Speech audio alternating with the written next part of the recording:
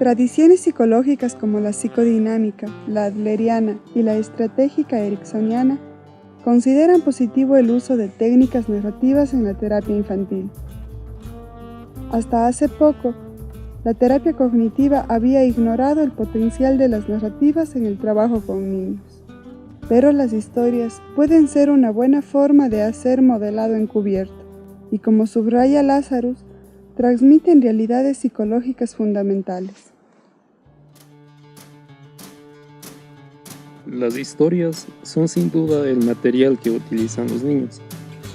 Aparecen de forma natural en los juegos infantiles, las fiestas de té, las guerras, las peleas domésticas en las casas de muñecas y los goles heroicos celebrados por multitudes imaginarias son historias en miniatura con argumentos, personajes y diálogos.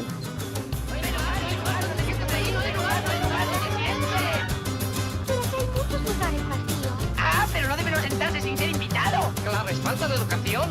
Es muy mala educación. Muy mala educación. El interés natural de los niños por la simulación, la imaginación, los juegos en los que se fingen situaciones hace que el uso de historias les resulte especialmente familiar. Al contrario que el enfoque psicodinámico, en el trabajo con las narrativas se centra en los significados simbólicos y en la interpretación de conflictos intrapsíquicos.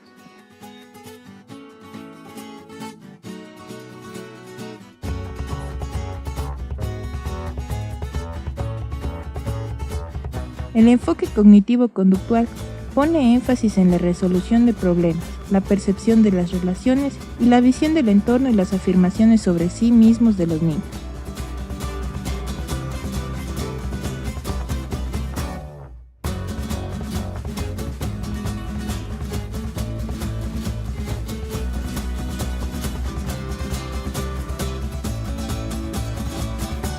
Podemos obtener mucha información observando los patrones de pensamiento, los métodos de resolución de problemas y las reacciones emocionales de los personajes imaginarios de los niños. Estudiando el mundo interior de estos personajes, sus deseos, sus miedos y sus motivaciones, podemos entender mejor el mundo interior de los niños. Y estudiando las habilidades que deben poner en práctica para resolver los problemas o conflictos con los que se encuentran, el terapeuta puede hacerse una idea de dónde centrar sus esfuerzos en la terapia. Un aspecto fundamental en la clínica es estudiar los elementos que bloquean las soluciones. La información de las historias puede mostrar cómo percibe el niño las limitaciones internas y externas con las que se encuentra cuando intenta resolver un conflicto. Expertos aconsejan a los terapeutas examinar la eficacia y la adecuación de las soluciones que aparecen en las historias de los niños. Por último, los resultados y la facilidad de la resolución de problemas en las historias pueden darnos una idea de la competencia o del control que el niño percibe en sí mismo.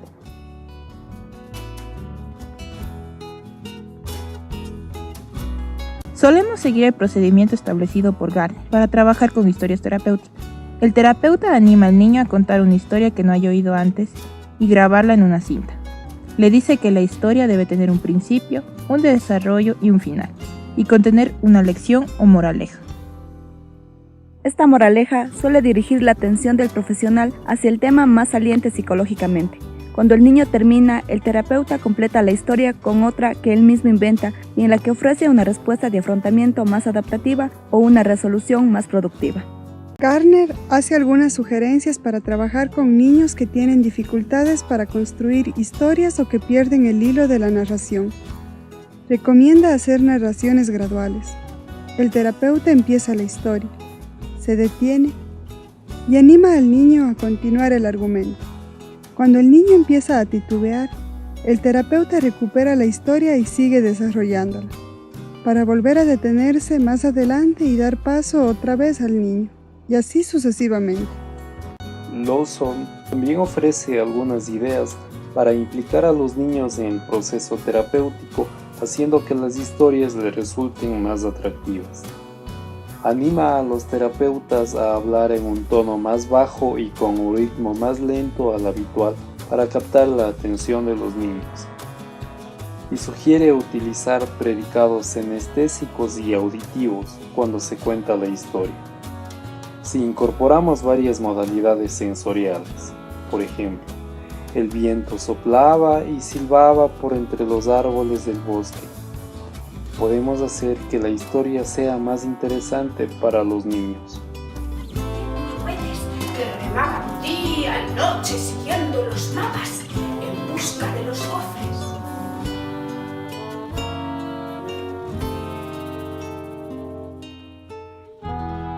Prestar atención a la forma en que los otros significados se presentan y describen en la historia pueden ser muy útil para la terapia. Varios autores sugieren algunas preguntas que debemos tener en cuenta cuando estudiamos las descripciones de las figuras parentales y de los iguales que pueden aparecer. Las figuras parentales son nutricias, competentes, asequibles, manifiestan rechazo o cariño, o aparecen amenazadoras. Los iguales aparecen amistosos, hostiles, competitivos o competentes. ¿Representan los personajes motivaciones que luchan en el interior del niño?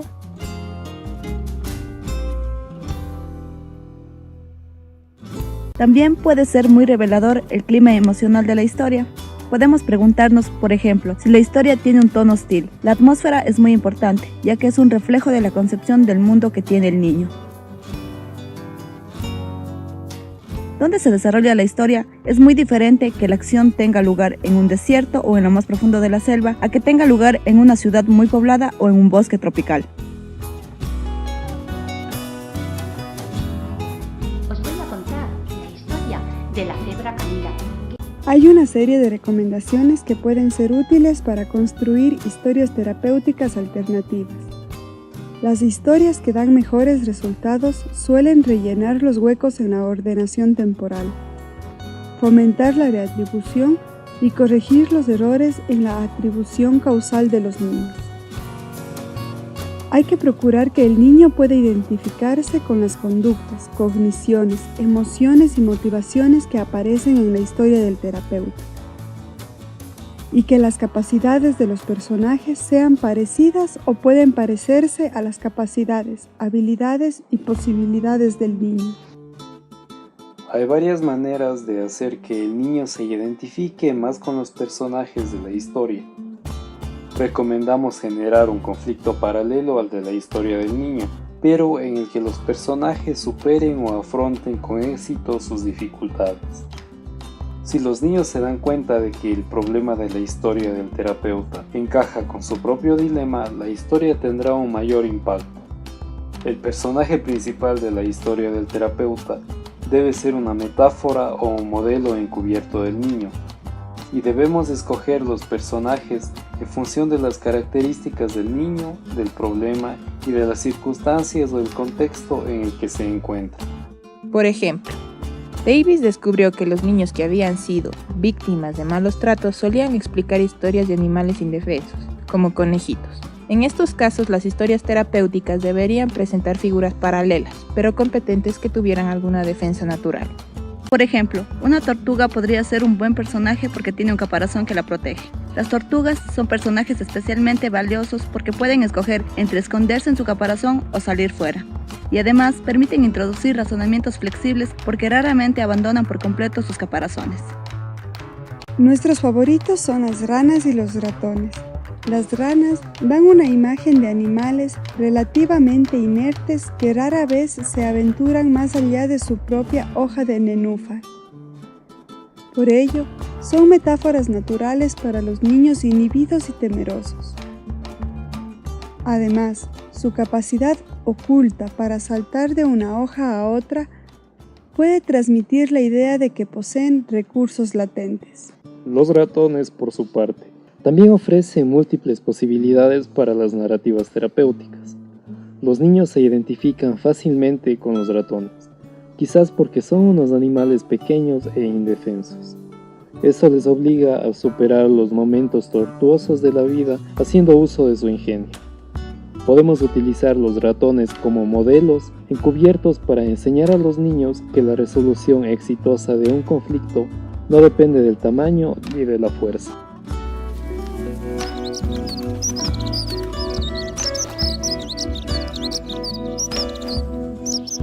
Los animales o personajes que sufren metamorfosis infunden esperanza, demuestran que es posible cambiar e introducen flexibilidad en los pensamientos. Los personajes que cambian de estado, como las orugas, los cisnes o los dálmatas, pueden ser muy útiles. Los temas de crecimiento emocional y la adquisición de habilidades pueden entrelazarse en narrativas que detallen la metamorfosis de estos personajes, en las que dejen atrás unas circunstancias negativas para pasar a una situación más optimista. Por ejemplo, las historias sobre dálmatas que sufren las burlas de los demás por ser vulgares y a los que al final les salen las manchas pueden transmitir una variedad de mensajes terapéuticos.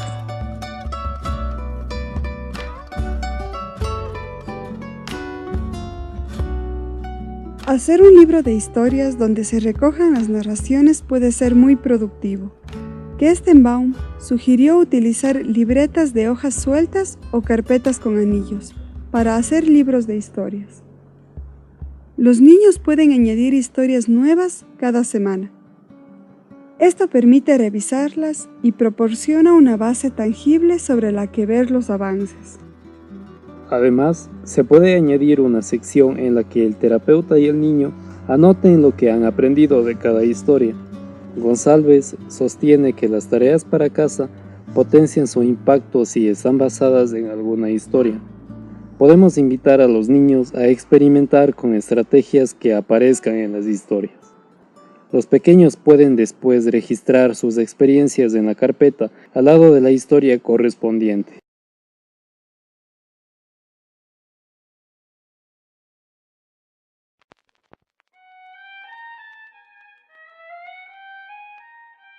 ¿Qué son las metáforas? Son construcciones literarias que utilizamos constantemente en el lenguaje. La Real Academia define la metáfora como aplicación de una palabra o de una expresión a un objeto o un concepto, al cual no denota literalmente, con el fin de sugerir una comparación y facilitar su comprensión.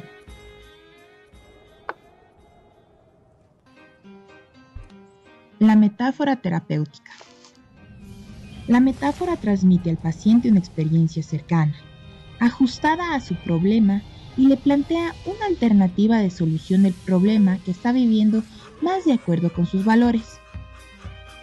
Una de las ventajas de las metáforas es que permite al paciente llegar a sus propias conclusiones, sin que tenga que ser dirigido directamente por el terapeuta. Por tanto, no son las reglas establecidas por este las que dirigen el cambio en su conducta, sino que lo decide el propio paciente.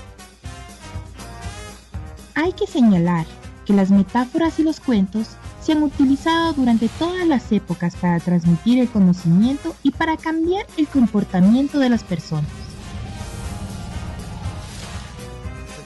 El paciente puede requerir modificaciones en el planteamiento de su problema y en el camino que sigue para resolverlo.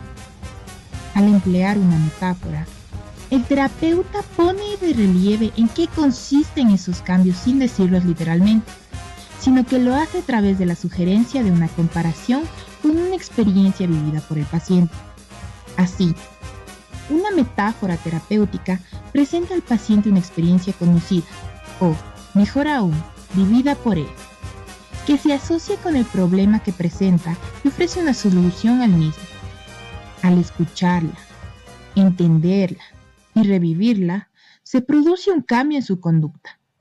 Con esta definición, la metáfora terapéutica puede consistir en una sola palabra o en una narración de una historia.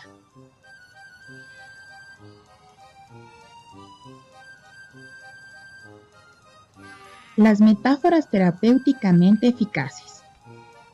Para que una metáfora sea eficaz, es conveniente que cumpla las siguientes condiciones. 1. Que sea consistente con el grado de desarrollo del paciente. El paciente tiene que entenderla, para lo que tiene que referirse a su experiencia directa o al conocimiento común en la sociedad y en su edad. 2. El paciente se tiene que ver reflejado en ella e identificado con alguno o algunos de los personajes que aparecen en la narración. 3. Tiene que establecer una correspondencia clara entre el problema del paciente y la experiencia que narra. 4. Tiene que tener una estructura de acción, de forma que los pasos que tiene que dar el paciente para cambiar su comportamiento están reflejados claramente en la metáfora. 5. La metáfora ofrece una solución al problema. De esta forma, el paciente accede a un comportamiento que no había visto antes y que reinterpreta o resuelve su problema. De esta forma, si cambia su conducta, lo hará por haber tenido una experiencia y no por una petición del terapeuta y para complacerle.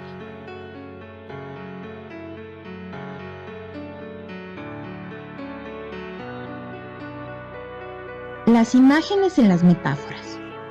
No solamente es válida la frase de que una imagen vale más que 1000 palabras, sino que hay que tener en cuenta que para que una metáfora tenga éxito, como mínimo tiene que ser recordada.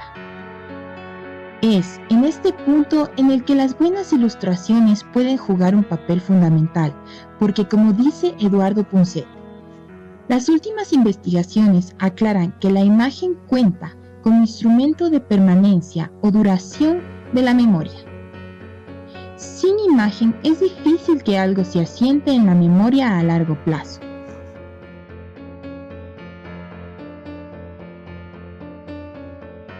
La creación de las metáforas en la terapia. La terapia cognitiva enfocada en niños y adolescentes exige al terapeuta conocer muchas metáforas y ser capaz de construir la más adecuada para el paciente. El psicólogo que emplea en la terapia metáforas tiene que estar entrenado para emplearlas habitualmente en las sesiones terapéuticas. Para ello, puede emplear algunas de las que conozca o crearlas en el momento. En consecuencia, le conviene conocer cuantas más mejor, sobre todo aquellas que se pueden adaptar a múltiples pacientes, porque plantean una experiencia común y se refieren a problemas psicológicos que se dan en general. Pasos para crear una metáfora. Para crear una metáfora, el psicólogo debe seguir las siguientes fases. 1. Identificar de forma completa el problema. 2. Definir las partes estructurales del problema y elegir los personajes adecuados. 3. Encontrar una situación que corresponda al máximo con la que se da en el problema. 4. Considerar la solución que tiene el problema psicológico del que se trata. Y 5. Acomodar la solución a la estructura de la situación. Y se inventa una historia divertida en la que se plantea una solución en la situación.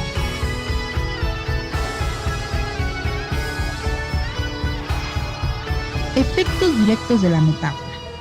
La metáfora terapéutica une dos relaciones: el problema del paciente y la relación que haya sido experimentada directamente por el paciente, o bien una relación que esté bien establecida en la sociedad a la que pertenece el paciente y plantee una solución al problema. El objetivo que tiene el terapeuta al emplear una metáfora es transferir la relación que ejemplifica y la relación que se requiere cambiar en el paciente. El terapeuta espera que el paciente establezca la equivalencia entre las dos relaciones. Cuando se establece, se produce una transformación de la función de la relación que la metáfora aclara o cambia. Es decir, la respuesta que el paciente da a la relación que inicialmente tenía cambia debido a la nueva relación que se establece.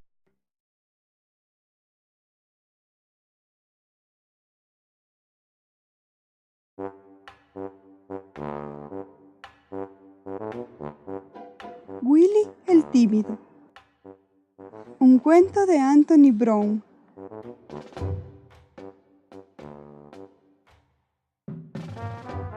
Willy era incapaz de matar una mosca. Cuando salía de paseo, Willy tenía buen cuidado de no pisar a los insectos pequeñitos. Cuando alguien tropezaba con él, él decía: ¿Perdón? Aunque no era su culpa, a veces cuando salía a caminar. La pandilla de gorilas de barrio lo molestaba. ¿Perdón? Les decía Willy cuando le pegaban. Los gorilas del barrio le llamaban Willy el tímido. Willy odiaba ese nombre, Willy el tímido.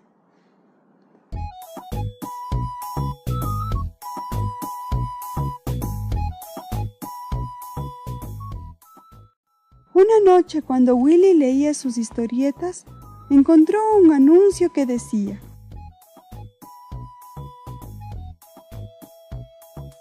no seas un debilucho. Yo era pobre, flaco, huesudo y debilucho, con un tórax sumido.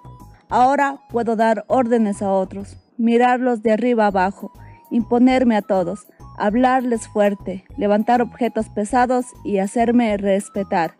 ¿Quieres tener brazos con músculos fuertes, piernas que nunca se cansan, un tórax enorme, un extenso guardarropa o una personalidad magnética? Envía este anuncio por correo ahora mismo.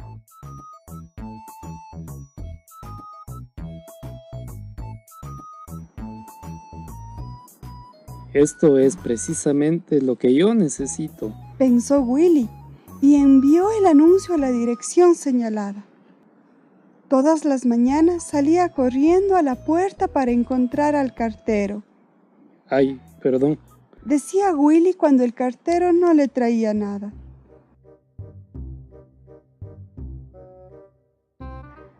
Un día llegó un paquete. por fin. Willy lo abrió emocionado. Por dentro había un libro que le decía lo que debía hacer.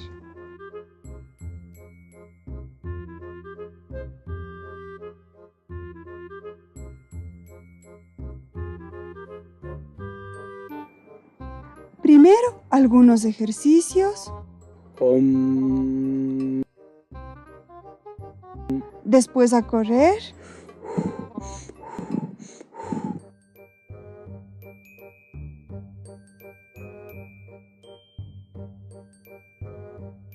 Willy tuvo que seguir una dieta especial. Fue a clases de aeróbicos donde todos bailaban al ritmo de la música. Willy se sentía un poco ridículo. Aprendió a boxear.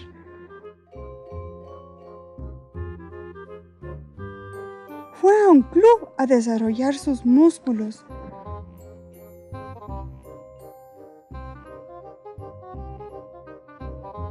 Willy empezó a levantar pesas y poco a poco, a lo largo de semanas y de meses, fue haciéndose más grande y más grande y más grande y más grande.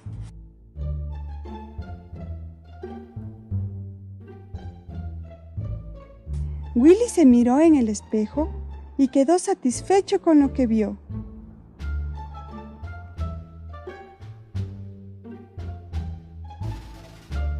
Un día Willy paseaba por la calle y vio que los gorilas del barrio atacaban a Millie. ¡Ja! Todos corrieron. ¡Ay, Willy! Dijo Millie. ¿Qué, Millie? Dijo Willy. Tú eres mi héroe. Dijo Millie. Oh, Millie. Dijo Willy.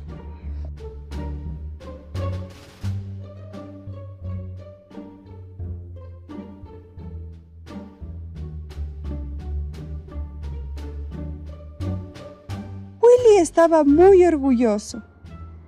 Ya no soy un tímido debilucho, soy un héroe.